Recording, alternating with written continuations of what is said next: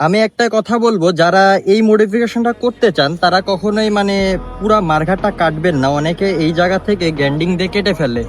তো ওনার Apache RTR 2V যে পিছনের মডিফিকেশন করছি, এটা হচ্ছে আমি কাটি নাই, এটা হচ্ছে খুলছি। তো প্র্যাকটিক্যালি আমি দেখাই কি কি খুলছি ভিতরে।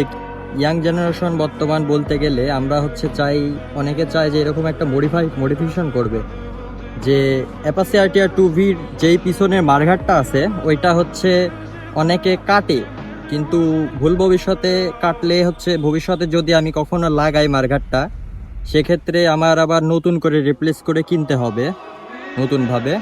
তো আমি হচ্ছে আমার অ্যাপাচি আরটিআর 2Vর যে পিছনের মডিফিকেশন করছি, এইটা হচ্ছে আমি কাটি নাই, এটা হচ্ছে খুলছি। তো প্র্যাকটিক্যালি আমি দেখাই কি কি খুলছি ভিতরে, কি কি হচ্ছে মডিফিকেশন করছি। তো সম্পূর্ণ কিছু এখন আমি দেখাবো।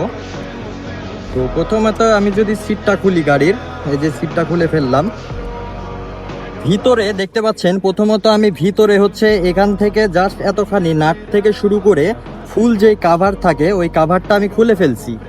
কিভাবে খুলছি, এখানে যে হচ্ছে স্ক্রুপ দিয়ে যেগুলো নাট লাগানো থাকে দেখতে পাচ্ছেন এখানে, তো এগুলা নাটগুলো আমি খুলে ফেলছি আর কি।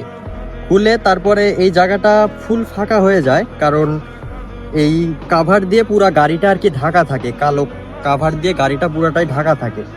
শক্ত এই বোর্ডটা দিয়ে আমি এতখানি এখানে অ্যাডজাস্ট করে মাপ নিয়ে কেটে তারপর সুন্দরভাবে মেকানিক্যাল দিয়ে আমি এখানে ইনস্টল করছি। এটা নাম্বার প্লেটের আরেকটা বিষয় হচ্ছে এই জায়গাতে কিভাবে আমি অ্যাডজাস্ট করছি। এই জায়গাতে হচ্ছে প্রথমত আমি হচ্ছে লেদ থেকে মাপ নিছি, মাপ নিয়ে যে দেখতে পাচ্ছেন যে ক্লাম, এই ক্লামটা এতখানি মাপ নিয়ে সুন্দরভাবে কেটে ঝালাই করে এটার মাপ নিয়ে আমি এখানে ঝালাই করে লাগিয়ে দিয়েছি। এই যে দেখতে পাবেন, এই যে এখান থেকে এতখানি ঝালাই করা পুরাটাই মাপ দিয়ে।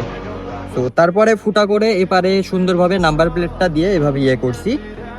আর আমি যখন তখন চাইলেই মার্গারটা এখান থেকে ঝালাইটা খুলে ফেলে যখন তখন আমার অরিজিনাল যে মার্গাট আছে ওইটা আমি লাগিয়ে ফেলতে পারবো। তো আশা করি সবাই বুঝতে পারছে না।